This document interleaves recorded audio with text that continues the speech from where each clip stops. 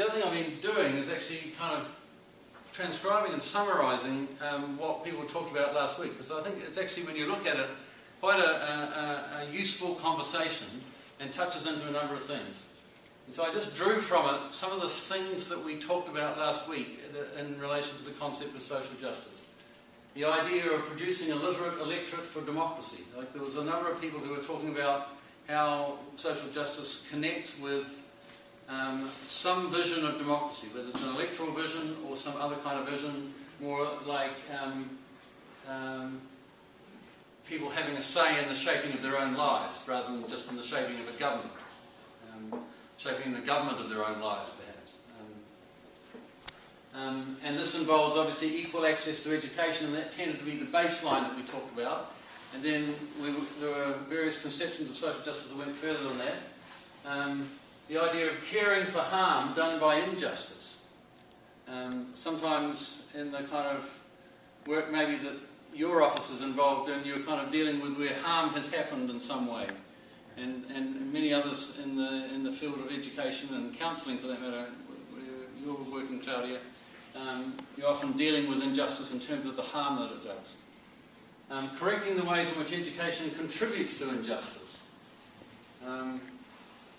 The kind of emancipatory idea, the vision of emancipation that exists in many places. The idea of responding to people's aspirations for their own lives in ways that give them opportunities rather than push them into barriers. And then that sometimes involves critiquing inequity and injustice, and challenging dominant discourses that people internalise. Responds to the development of the thinking that sometimes injustice is not something that happens around people, but sometimes gets inside and their heads, under their skin, and affects their view of themselves and their life opportunities and other people and so on. And then the concept that I think Kurt mentioned quite eloquently last week about avoiding a social adaptionist function, that education is not just there to fit people into society, but might actually expand something and grow from there. So I thought that was kind of just an interesting list. All of those things were mentioned last time, and I haven't even got here to the domains of areas of justice or injustice that we might look at. But it was interesting to me when I did look at those things that in some ways you could argue that the domains of living, or the populations of people that were referenced, in some way recapitulated the history of the United States. The first ones were about religion. The first ones we talked about here were about religion and injustice in relation to religion. And if you think about it, that's what a lot of people came from Europe to immigrate to North America because of dividing lines around religion. Then race was the next thing that was mentioned, which is obviously foundational to the whole of the American endeavour, if you like, and everything that's followed from that. Race has remained a powerful dividing line in the US. Then we came up against social class, and they were actually mentioned in this order, which is interesting. The social class divisions that have also connected with immigration, that was also mentioned alongside social class. And then the latter part of the conversation, we mentioned some things to do with gender and some allusions to sexual orientation, although they weren't actually made that explicit.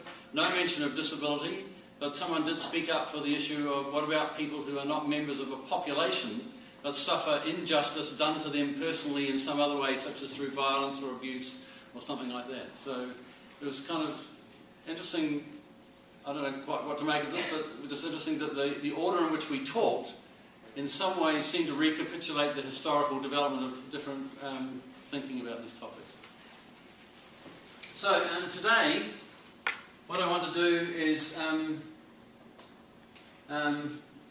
talk about, I want to do two things basically. I want to offer a few thoughts, a few preliminary thoughts, give a chance for you to respond to those, and then talk about the idea of three different approaches to social justice. My aim of thinking of three different approaches is to try and tease out where the different kind of elements that people talked about last week connect up. because I think there are different worldviews that underlie some of the perspectives that people speak from.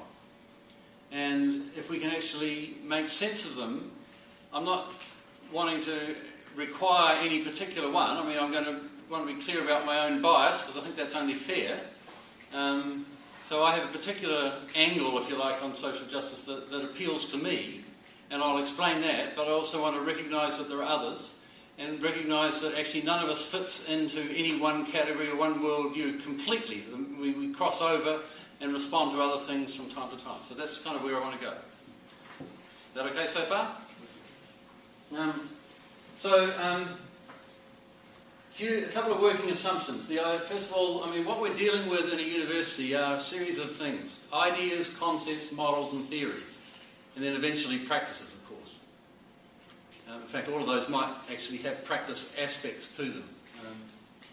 But each of them reflect in some way some kind of underlying worldview. When we express differences around a concept like social justice, or even the existence of that idea, we're in some ways talking about differences in worldview that we have to negotiate, not just the discrete arguments that we get into.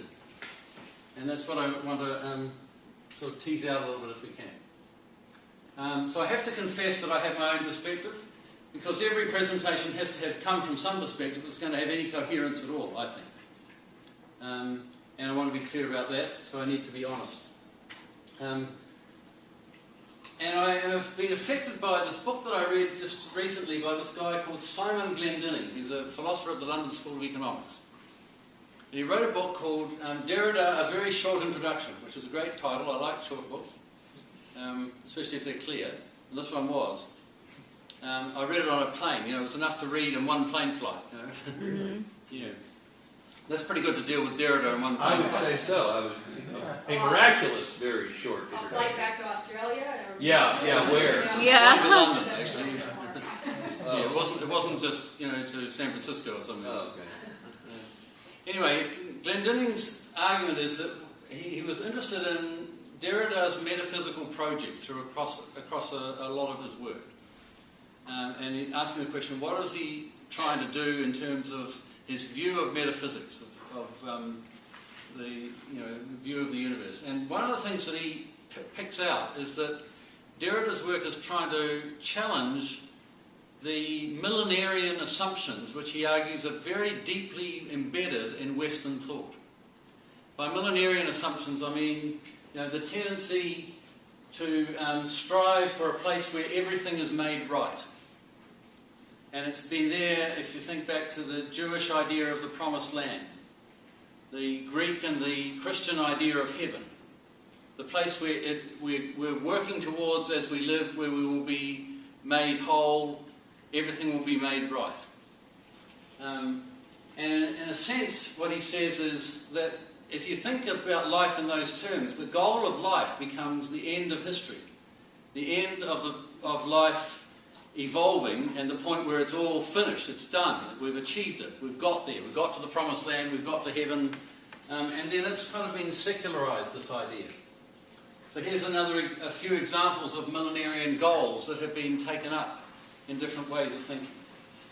You know, the return of Christ, Armageddon, the new heaven on earth, right? Hello. The idea of the promised land again. Calvin, his idea of social transformation. Calvin took the notion of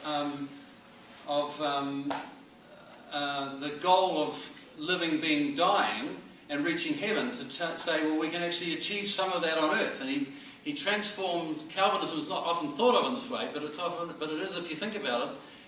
One of the aims of Calvinism was to transform life into something which was more heavenly here now, and to create a world that was kind of like that.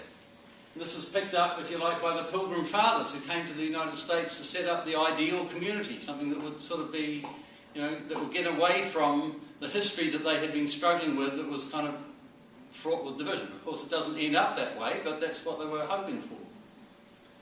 Democracy has often been thought of as a millenarian idea as well. We just need to reach the promised land of democracy and all will be well. Well, it doesn't often quite work out that way. It's a bit more complicated than that, as we keep finding.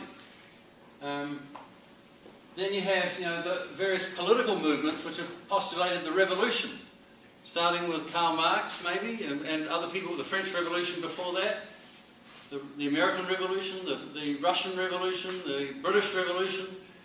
All of those people, all those revolutionary movements, if you like, were based on the idea that we can establish some goal where the world will be a better place and we can actually get away from the things which have been unjust, so to speak. For Marx, it was called the dictatorship of the proletariat. Hitler had his millenarian goal, the 1,000-year Aryan Reich, where everything would be all right because the people that he believed should be in charge would be in charge. And then in various liberation movements, we've also had this notion of emancipation, which gets us to some kind of millenarian goal of a world which we've achieved where we don't go back. Everything is from then on equal, if you like.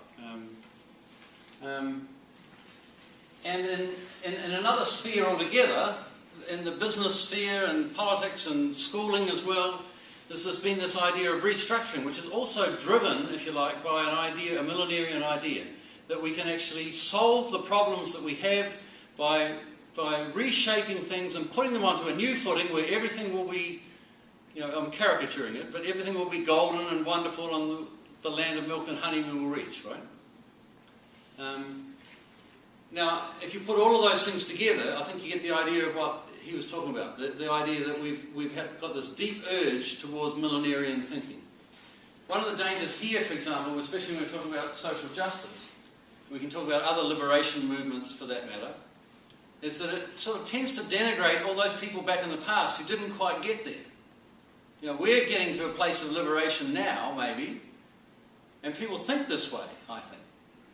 We talk about, maybe, gay liberation or the civil rights movement in terms of reaching a new heaven on earth, which is not like the bad old days. And there's a sense in which we lose touch with what people's experience was back in those so-called bad old days. And then we are ill-equipped to deal with the fact that, the good old days, the land of milk and honey isn't so sweet always. And injustice continues, and we don't have complete social justice all the time.